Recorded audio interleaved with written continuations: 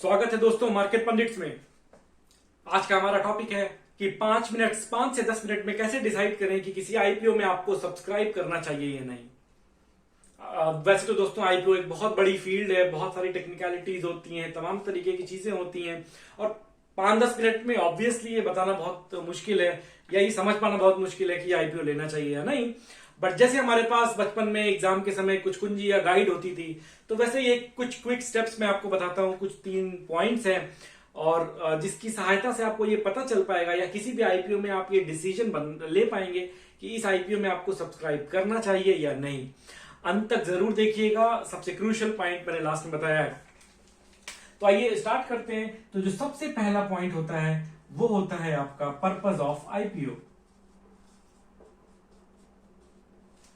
जब भी कोई कंपनी आईपीओ ले आती है, वैसे आईपीओ क्या होता है इसके बारे में डिटेल्ड मैंने लिंक डिस्क्रिप्शन बॉक्स में दिया है, वहां जाके आप पढ़ सकते हैं। मेरे हमारी साइट पे आर्टिकल है।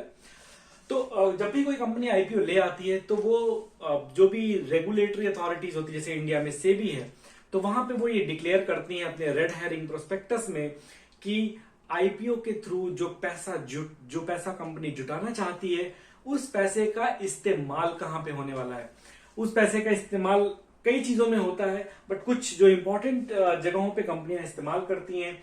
जो सबसे पहली चीज है वो है एक्सपेंशन या ग्रोथ। जो दूसरा बहुत कॉमन होता है यूसेज, वो होता है आपका डेट रिडक्शन। और जो तीसरा एक कॉमन पैटर्न देखने को मिलता है आईपीओज में वो होता है ओएफएस, ऑफर फॉर सेल। ये तीनों क्या है? सबसे पहली चीज की एक्सपेंशन या ग्रोथ। कंपनी जो पैसा आईपीओ से जुटाएगी उस पैसे को नई फैक्ट्रीज लगाने में, कंपनी को एक्सपैंड करने में, कंपनी की ग्रोथ, आर&डी, इन सब चीजों में यूज किया जाएगा। दूसरा पॉइंट है हमारा डेट रिडक्शन। अगर कंपनी के ऊपर बहुत सारा डेट है तो उस आईपीओ का कुछ हिस्सा कंपनी अपने कर्ज को चुकाने के लिए इस्तेमाल कर सकती है, या फिर अगर कंपनी में जो एग्जिस्टिंग प्रमोटर हैं जिनके पास पहले से कंपनी की हिस्सेदारी है वो अपनी कुछ हिस्सेदारी पब्लिक को बेचना चाहते हैं। फॉर एग्जाम्पल एक प्रमोटर ए है, उसके पास 60% हिस्सेदारी है, प्रमोटर बी के पास 40% हिस्सेदारी है, और इस पूरे आईपीओ के थ्रू ये जो प्रमोटर बी है ये अपनी 20% हिस्सेदारी को रिड्यूस कर रहा है ताकि इसके पास फिर 20% रह जाएगा और बाकी का 20% पब्लिक के पास चला जाएगा। तो ये कुछ कॉमन यूसेज हैं जो होते हैं। तो हमको इससे क्या समझना है? जब भी आईपीओ कंपनी ले आती है उसके रेड हेरिंग प्रोस्पेक्टस को हमको पढ़ना है, रेड हेरिंग प्रोस्पेक्टस, और वहां पे हमको देखना है इसका यूसेज क्या है, और हमें उन आईपीओ पे ही फोकस करना है जहां पे ज्यादा से ज्यादा हिस्सा हमारा एक्सपेंशन या ग्रोथ के लिए इस्तेमाल किया जा रहा हो, न कि अन्य चीजों के लिए। तो जितना ज्यादा पैसा एक्सपेंशन या ग्रोथ के लिए कंपनी इस्तेमाल करेगी, कंपनी उतना ही ग्रो करेगी, उतना ही मुनाफा बनाएगी और हमें भी वैसे ही प्रॉफिट होगा। तो पहली ध्यान रखने वाली चीज क्या है कि कंपनी जो पैसा ले रही है आईपीओ के थ्रू उसका ज्यादा पोर्शन एक्सपेंशन की तरफ यूज हो।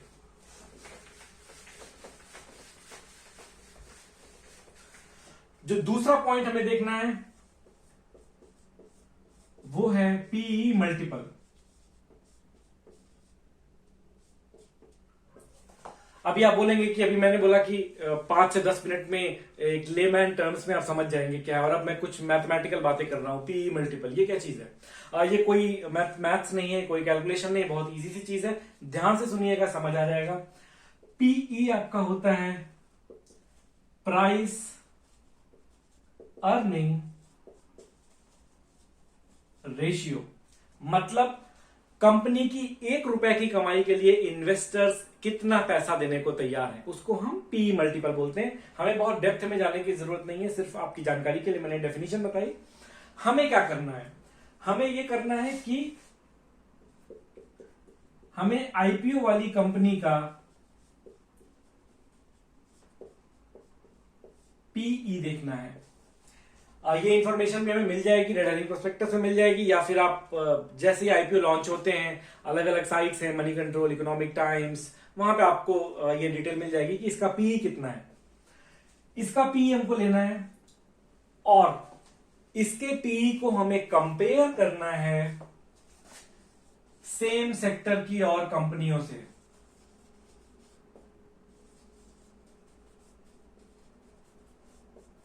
मतलब मान लीजिए ये एक फार्मा कंपनी का आईपीओ आया है, तो फार्मा कंपनी की फार्मा सेक्टर की जो बाकी कंपनियां हैं जो ऑलरेडी लिस्टेड हैं, उनके पीईस को हमको देखना है। उनके पीई क्या है वो आराम से आपको उनके ईयरली डेटा में मिल जाएगा, और हमें कंपेयर करना है कि ये वाला जो पीई है ये इस पीई से, जो ये एक एवरेज पीई होगा हमारा, इससे कम हो या बराबर हो, तो कंपनी की वैल्यूएशन अट्रैक्टिव होगी। क्यों? क्योंकि उसी सेक्टर की बाकी कंपनियां एक सर्टेन पीई पे कारोबार कर रही हैं, तो ये कंपनी भी अगर उसी के आसपास है तो इस बात की प्रोबेबिलिटी बहुत ज्यादा है कि ये आईपीओ अपने इसकी वैल्यूएशन सही है।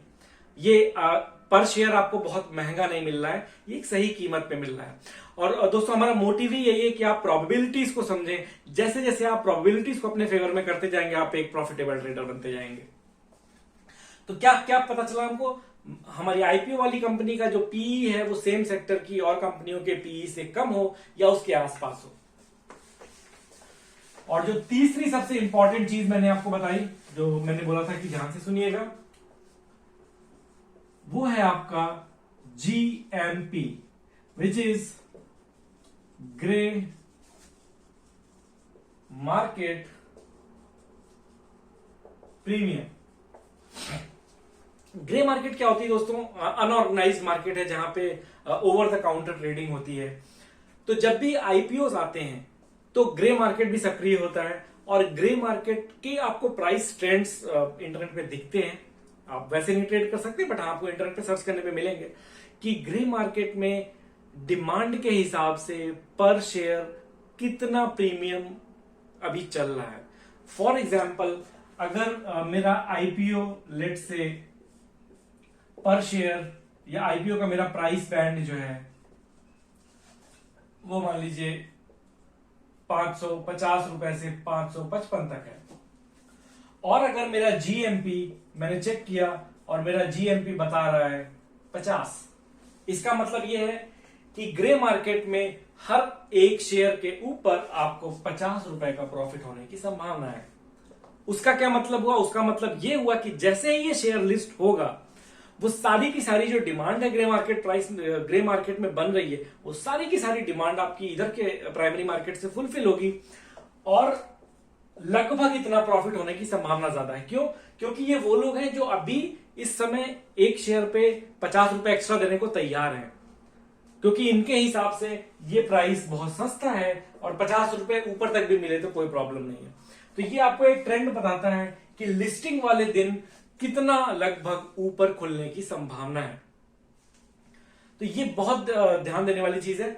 और जीएमपी हमको पता कैसे चलेगा? तमाम साइटें हैं, तमाम साइट्स हैं, आईपीओ सेंट्रल है, चित्तौड़गढ़ है, बहुत सारी साइट्स हैं, वहां पे आपको जीएमपी के ट्रेंड्स दिख जाएंगे। तो आप आईपीओ के लिए अप्लाई करते समय उसका भी ध्यान रखें। तो एक क्विक रिकैप 30 सेकेंड्स में कि क्या क्या चीजों का हमको ध्यान रखना है। सबसे पहली चीज, जो हमारा पर्पस है उसमें हमारा मेजॉरिटी जो है वो ग्रोथ के लिए यूज होना चाहिए। दूसरा, मेरा जो पी मल्टीपल है वो लेस देन या इक्वल टू होना चाहिए P of other companies of same sector. और नंबर 3 जो मेरा है, वो मेरा जो जीएमपी है वो मेरा पॉजिटिव होना चाहिए। इन 3 चीजों का ध्यान रखना है, और हम इसके बेस पे डिसाइड कर सकते हैं कि ये आईपीओ में सब्सक्राइब करना है, और वो आईपीओ में लिस्टिंग वाले दिन पे प्रॉफिट दे के जाएगा। दोस्तों एक चीज क्लियर करना चाहूंगा कि ये एक एक्सपर्ट फाइनेंशियल एडवाइस नहीं है। आईपीओ में निवेश करने से पहले अपने वित्तीय सलाहकार की सलाह जरूर लें। और अगली चीज, आईपीओ के बारे में और डिटेल इंफॉर्मेशन, अप्लाई कैसे करते हैं, आईपीओ क्या होता है, उस पे वीडियोस भी आएंगे, और थोड़ी बहुत डिटेल मैंने अपने वेबसाइट पे डाल रखी है आर्टिकल में, उसको आप पढ़ सकते हैं, लिंक डिस्क्रिप्शन बॉक्स में है। और वीडियो कैसा लगा जरूर बताइएगा, लाइक करें, शेयर करें, हमें मोटिवेशन मिलता है और ऐसे ही वीडियोस बनाने के लिए। So please subscribe, like and share, and thank you for watching. Happy trading, stay safe, thank you.